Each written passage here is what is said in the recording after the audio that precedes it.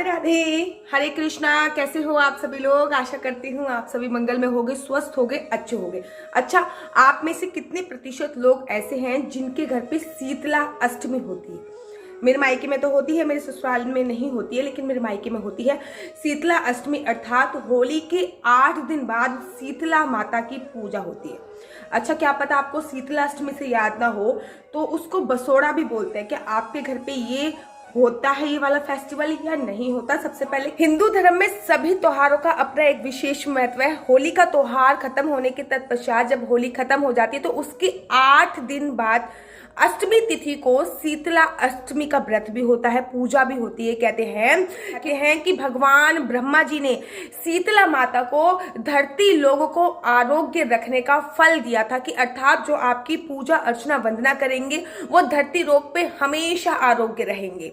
तो अर्चना वंदना करने वाले लोग हमेशा आरोग्य रहते हैं, किसी भी प्रकार का कोई रोग नहीं होता है। कहते हैं कि होली के 8 दिन बाद अष्टमी तिथि को शीतला अष्टमी के नाम से भी बोलते हैं, इसे बसोड़ा अष्टमी भी बोलते हैं। इस शीतला माता को बासी भोजन का भोग लगता है और ऐसा माना जाता है कि शीतला माता को बासी भोजन अत्यधिक प्रिय है, अर्थात ठंडा भोजन अत्यधिक प्रिय है। इसलिए भक्त लोग सप्तमी तिथि को, जो कि अष्टमी से एक दिन पहले होती है, सप्तमी तिथि को ही रात्रि के समय, मेरी माता जी तो हमेशा यही करती है, जब सप्तमी तिथि होती है तो उसी दिन रात्रि को रात का डिनर बनाने के तत्पश्चात अपने से चौका एकदम चूल्हा एकदम साफ कर लेंगी, उस पर गंगा जल छिड़क लेंगी। उसके बाद शीतला माता का भोग बनाती हैं, जैसे कि पुए बनाती हैं, थोड़ी सी मीठी पूड़ी बनाएंगी, देसी घी की पूड़ी बनाएंगी, दोबारा से गुजियां बनाएंगी। जिस प्रकार से आपका घर का भोग बनता हो उस प्रकार से भोग बनाती है। मेरे घर में 5 चीजों का भोग लगता है शीतला माता को।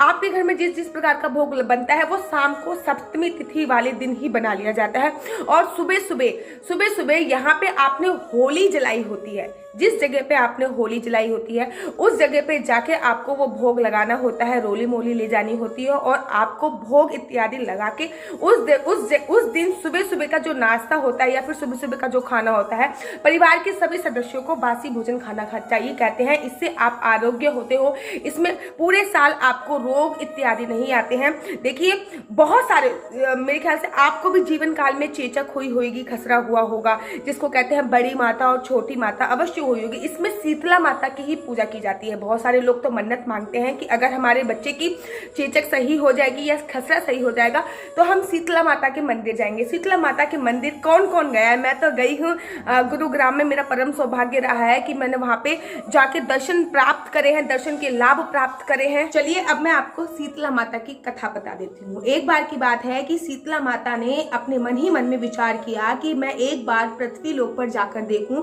कि कौन भक्त मेरी पूजा करता है, पृथ्वी पर कितने लोग ऐसे हैं जो मेरी पूजा अर्चना वंदना करते हैं।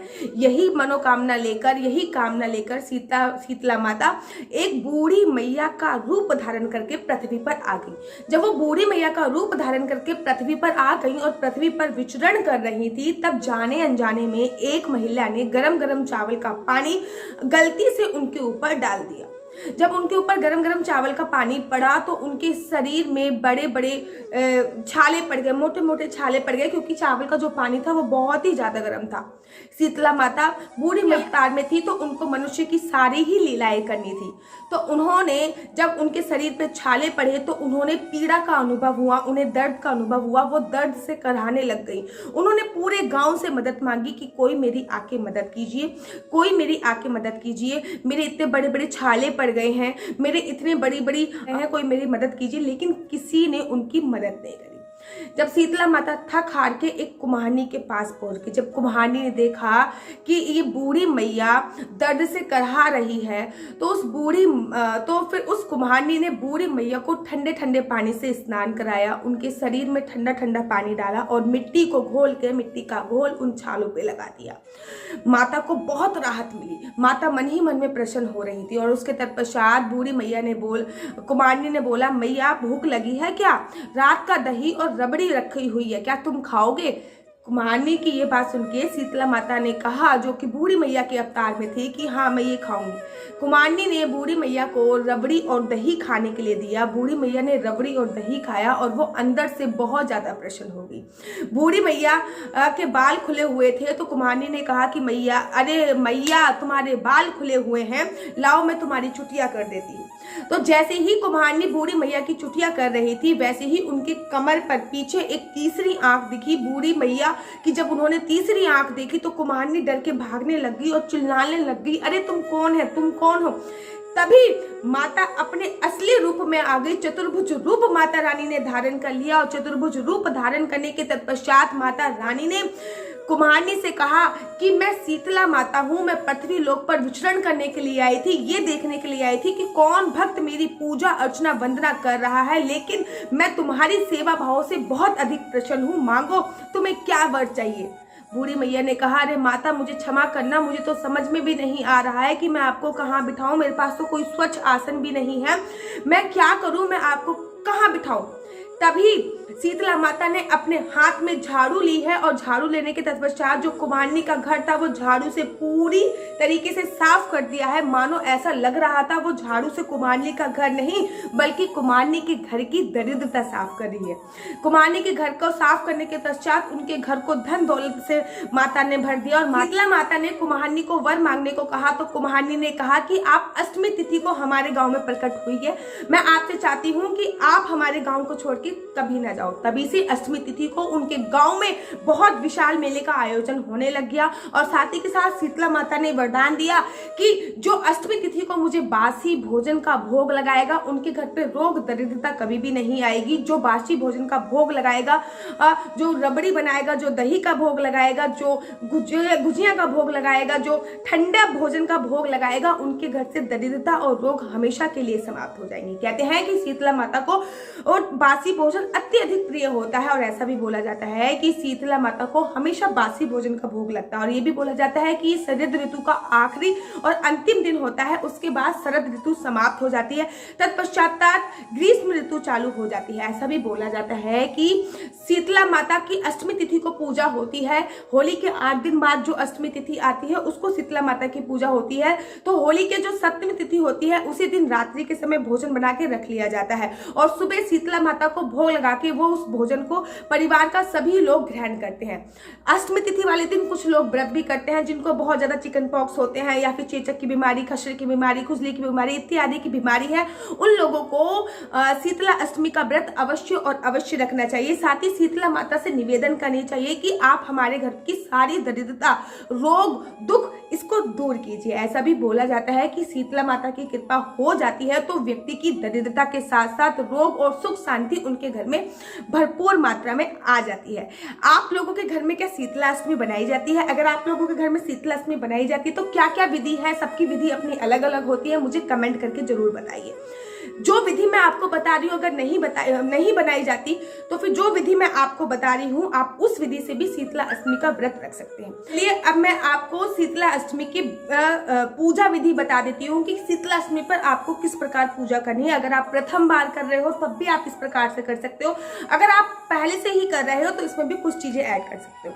आपको सप्तमी वाले दिन अर्थात जिस दिन शीतला अष्टमी है उसकी एक रात पहले आपको अपनी किचन को पूरी तरीके से साफ कर लेना है, शुद्ध कर लेना है, उसमें गंगा जल का छिड़काव करना है और माता रानी का भोग बना लेना है। आप रबड़ी भी बना सकते हो, आप मालपुए भी बना सकते हो, आप पूरी भी बना सकते हो, आप मीठी पूरी भी बना सकते हो, जो भी आपकी श्रद्धा अनुसार। आपको नमक का भोग नहीं लगता माता रानी को, मीठे आइटम का ही भोग लगता है। आप कुछ भी बना सकते हो जो आपकी श्रद्धा हो।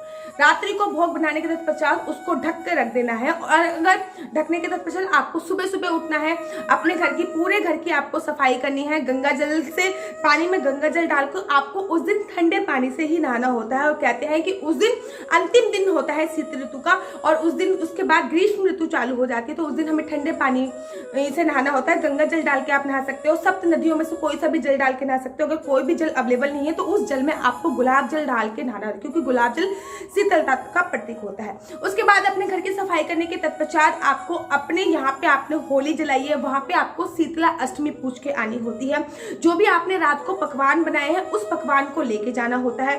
उसमें आपको रोली, चंदन, थोड़ा सा चावल और फूल और जो आपने भोजन बनाया है वो लेके जाना होता है, और उसकी राख पे आपको ये सारा भोजन भोग लगा के शीतला माता को याद करके ये सारा सामान चढ़ा के आना होता है। उसके तत्पश्चात आपको अपने घर के मंदिर में शीतला माता को याद करते हुए, या फिर आपके आसपास कोई भी मंदिर हो जिसमें शीतला माता की प्रतिमा हो, उनको याद करते हुए आपको उनको ये सारी चीजें भोग लगानी होती है। तत्पश्चात परिवार के सभी लोगों को उस दिन भोजन में बासी भोजन ही खाना चाहिए, और उसके बाद आपको कहते हैं कि उसके बाद बासी भोजन का त्याग कर दिया जाता है। उसके बाद फिर कभी भी बासी भोजन नहीं खाया जाता। ये माना जाता है कि उस दिन बासी भोजन खाने का अंतिम दिन होता है, लास्ट दिन होता है। ग्रीष्म ऋतु में बासी भोजन जल्दी खराब हो जाता है, इसलिए खाना पूरा परिवार उस दिन वही भोग, जो भोग माता शीतला को लगाया है वही भोग आपको खाना है, वही भोग धारण करना है। इस प्रकार से आपको शीतला माता की पूजा अर्चना वंदना करनी है।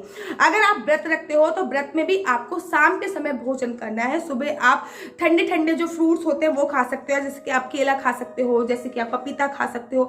जिस फ्रूट्स की तासीर ठंडी होती है वो आपको तासीर खानी है। इस वाले व्रत में चाय पीने की मनाही होती है। इस माता शीतला को कोई भी गर्म आइटम भोग नहीं लगता है, इस बात का आपको विशेष और विशेष ध्यान रखना है। शीतला अष्टमी वाले दिन अपने घर के बाहर सत्या अवश्य बनाएं और घर के बाहर 2 मुख्य दिए अवश्य जलाएं। कहते हैं माता शीतला इस दिन पृथ्वी लोक पर विचरण करती है, और जो भी व्यक्ति के घर के बाहर दिए जल रहे होते हैं और सत्या बना होता है उनके घर पे वो अवश्य आती है। कैसी लगती है आपको वीडियो? अगर आपको मेरी वीडियो अच्छी लगती है तो आप अपना यूट्यूब चैनल हरि बोल को लाइक से सब्सक्राइब करना बिल्कुल भी मत भूलिए। तब तक के लिए मुझे दीजिए इजाजत। राधे राधे, हरे कृष्णा, हरि